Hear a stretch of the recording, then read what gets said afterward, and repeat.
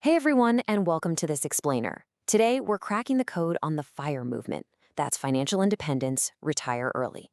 We're going to break down both the hard math and the very human stories behind everyday people who just completely rejected the traditional timeline of working until they're 65 and forged entirely new paths to take their lives back. Look, we've got to start with this quote straight from our sources because it totally shatters an old illusion. Retirement is no longer just a permanent vacation on a golf course. For the folks we're analyzing today, stepping away from their careers wasn't an endpoint or some excuse to just do nothing. It was all about reclaiming their time to build a deeply intentional second act. So here is our roadmap for today. We'll start with the early retirement awakening, look at 3 paths to financial freedom, break down the magic retirement numbers, talk about protecting that wealth, and finally, redefine the retirement lifestyle. Let's get right into it. Part 1, the early retirement awakening. Every single early retirement journey seems to start with a breaking point, a very visceral realization that the traditional 9-to-5 grind is simply unsustainable. Because people don't just accidentally retire in their 20s or 30s, right? There's always a catalyst. For Nathaniel, it was the stomach-churning stress and severe anxiety of being an undertrained ICU nurse. For Steve, it was the soul-crushing realization of staring at computer code for 10 to 12 hours a day. And for Jamal, it was a deeply personal lesson, watching the physical wear and tear on his parents as they sacrificed their health just to survive.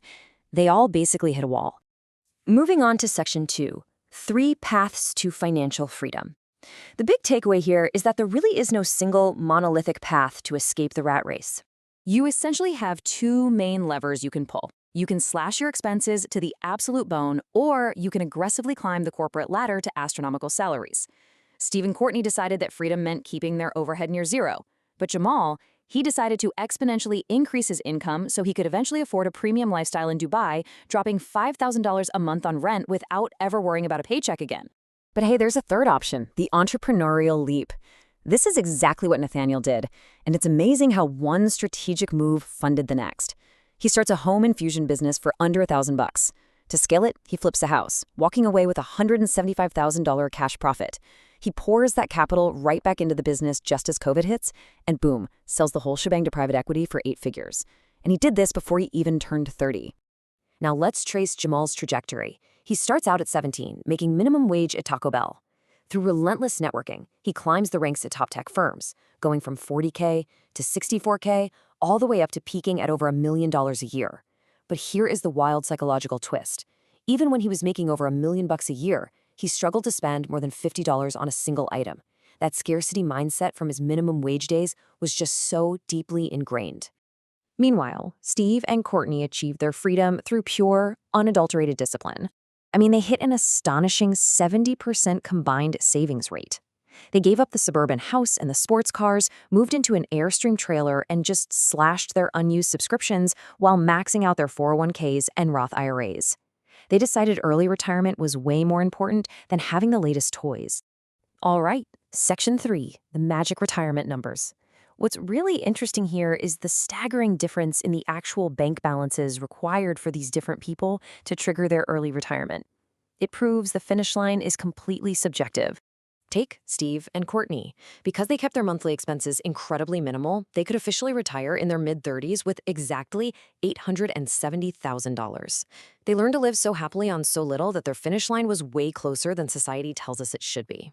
But for Jamal, who wanted to live in a premium beachside apartment in Dubai and afford private drivers, his target number kept shifting over the years. It drifted around before finally settling on a firm $4 million. That was the magic number that made him feel secure enough to step away from his massive salary. Check out Jamal's current budget breakdown. His premium lifestyle costs about $9,000 a month. But look at his income. His investments pay him over $15,000 a month. This comfortably covers that beachside rent and his entertaining while still growing his wealth. He finally managed to transition from that scarcity mindset to an abundance mindset. Conversely, Steve and Courtney survive on the classic 4% rule. They would draw 4% or less of their net worth annually, leaving 96% safely invested. The genius here is just pure adaptability. If the market dips, they simply tighten their belts. It's a remarkably simple, stress-free machine once you set it up. Which brings us to Section 4, protecting the wealth. Because getting rich is one thing, but staying rich, That is an entirely different game, requiring some serious discipline and strategy. Just look at the extreme yet totally logical tactics they use to preserve their nest eggs. By flat out refusing to panic sell during a sharp recession, Steve and Courtney's portfolio actually recovered by $300,000. They've also eliminated their fixed costs entirely with solar power and water catchment. I mean, they even crossed the border for $25 dental cleanings. Meanwhile, Nathaniel protects his windfall by keeping millions in cash yielding 4.75% compounding interest, letting it grow safely while he explores angel investments. And finally, Section 5, redefining the retirement lifestyle.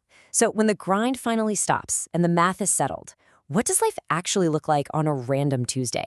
The consensus among our sources is pretty awesome. They define early retirement not as stopping work, but as having the absolute financial freedom to design your own day. For Jamal, that means producing music in Dubai. For Nathaniel, it's basically a permanent family sabbatical in Florida, playing Mario Kart with his kids. And for Steve and Courtney, it's volunteering at a community farm in Arizona. The thread tying them all together is just total autonomy. So, as we've seen, the numbers and the paths are completely subjective, which leaves us with one essential question for you to ponder based on this explainer. What does your version of financial freedom actually look like? Is it 870 grand in an off-grid desert cabin or 4 million in a high-rise in Dubai? The math is just a tool. The life you design with it is entirely up to you. Thanks so much for joining me to decode the FIRE movement today, and I'll catch you on the next one.